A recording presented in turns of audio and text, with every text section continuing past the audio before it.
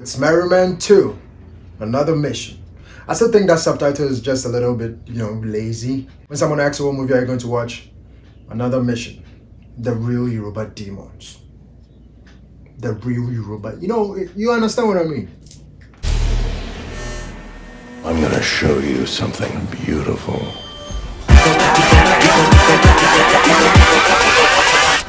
Hold up.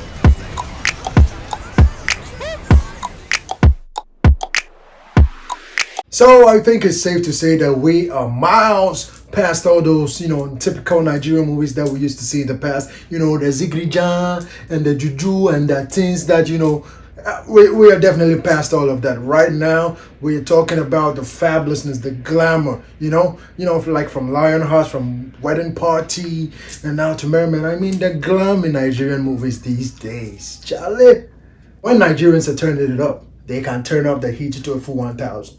Charlie, in terms of everything, in terms of locations, in terms of plots, in terms of costume, they just overwhelm the audience. I think that's their goal. They tend to overwhelm the audience because there is a lot to experience in this movie. But one thing I really like about Nigerian movies these days, regardless of how extravagant they go, they tend not to move away from their culture and everything. Whether be it the language, they normally use that a lot, and be it clothes and accessories, they also use that a lot. And that's one thing I really think keeps going for them. And that's a good thing. So, quick recap of the part one. The Merryman decided to take down a very powerful aristocrat. Her name was Mrs. A minute.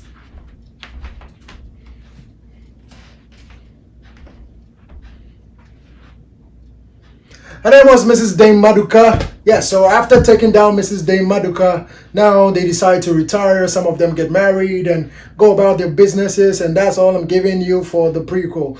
Also, because I don't remember much of what happened. It's on Netflix. You can watch it if you want to.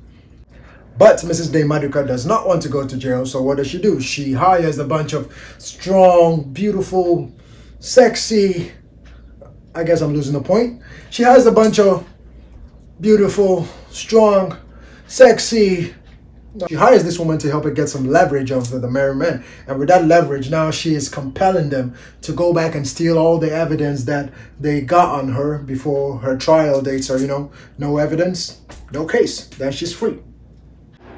So everyone in this movie is in top form, from Ramsey Noah being the leader of the Merryman, leading the charge and giving the orders and everything. And also they have Jamaica, how he has always been the aggressive bad boy lover, always headstrong kind of guy, and AY, the comedic effect that we have, and along with Fowles. But Fowles kind of took a backseat for the new guy, William Suchemba, that came in. He's also very good at his playing in his craft. You can never take those guys too seriously. Just man, his voice alone, Charlie, his voice will just throw you off. Oh, 30 minutes. See, I'm not the one that kidnapped your sister or your wife.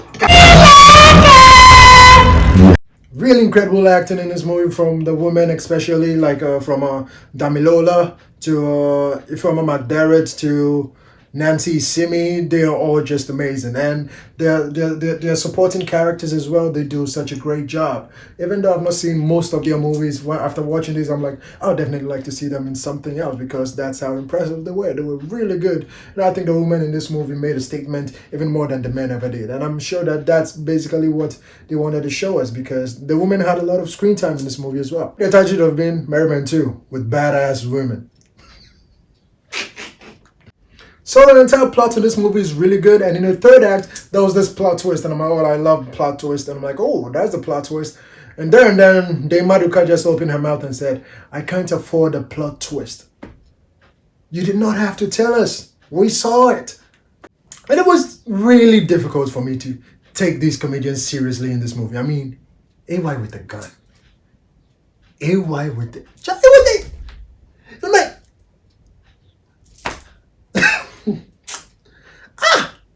And there was also another scene where AY was being beat down, and I heard a tune going. I'm like, no, they are not going to do this. They are not going to do this. And my goodness, they did it.